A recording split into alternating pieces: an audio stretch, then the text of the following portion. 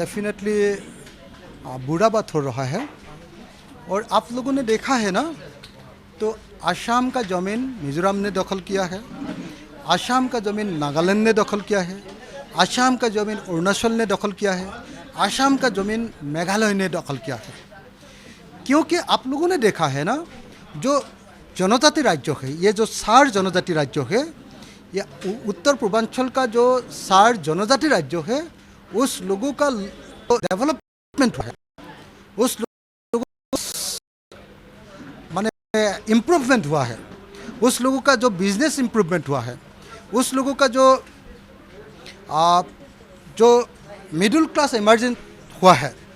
ये जो middle class के लिए अभी उस लोग का राज्यों का भीतर में ज़मीन कम हो गया है, क्योंकि उस लोग का ज़मीन हिल्स एरिया का ज़मीन है। और आसाम का जो सीमांत इलाका का जो ज़मीन है, ये प्लेन ज़मीन है। ये प्लेन ज़मीन लेने के लिए नॉर्थ ईस्ट का वो जो 4 राज्यों का जो पब्लिक है, पब्लिक उस लोगों का सरकार, उस लोगों का एडमिनिस्ट्रेशन का साथ मिलके आसाम का ज़मीन दखल कर रहा है, आसाम का ज़मीन इसे कब्जा कर रहा है। और इसीलिए ये जो कॉन्फ्लिक्ट चल रहा है, ये कॉन्फ्लिक्ट चला था और अभी भी चल रहा है और लगता है कि फ्यूचर में भी चलेगा।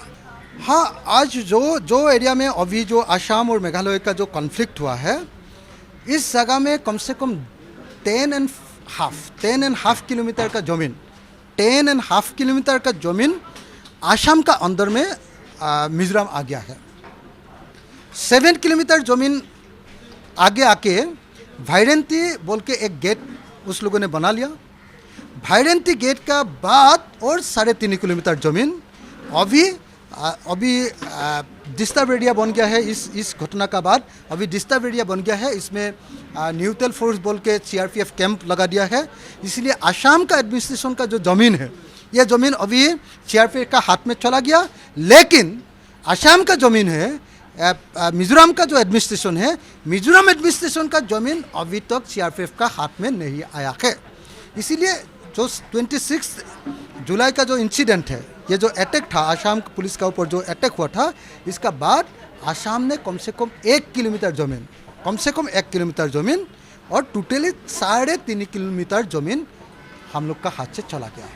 आसाम का चीफ मिनिस्टर ने बार बार भूल कर रहा है, ये एरर हो गया है, फॉल्ट हो गया है। क्योंकि देख लीजिए, ये जो इंसिडेंट हुआ है, इसका बाद जो रिएक्शन करना था, जो रिटेलिएट करना था, इसका ऊपर कोई स्ट्रेटेजी आसाम गवर्नमेंट का नहीं है, नंबर 1। नंबर 2, इसका बाद जो केस लगाया हुआ था, जो मिज़ोरम का एक MP का ऊपर, मिज़ोरम का SP का ऊपर, मिज़ोरम का DC का ऊपर जो केस लगाया हुआ था, जो FIR लॉन्च किया हुआ था, ये FIR का बाद मिज़ोरम ने एक FIR चीफ मिनिस्टर का ऊपर लगा दिया। जब चीफ मिनिस्टर का ऊपर, आसाम का चीफ मिनिस्टर का ऊपर FIR लगा दिया, तो आसाम ने मिज़ोरम का ऊपर जो FIR लगा था, इसको हटा दिया। MP का ऊपर MP का नाम हटा दिया और मिज़ोरम ने भी चीफ मिनिस्टर का नाम हटा दिया। इस इशू में भी मिज़ोरम ऊपर चला गया, ऊपर में आ गया है।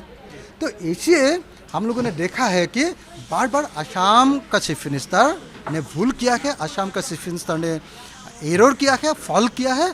इसीलिए हम लोगों ने देखा है कि आसाम का ज़मीन बार बार दूसरा हाथ में चला गया है।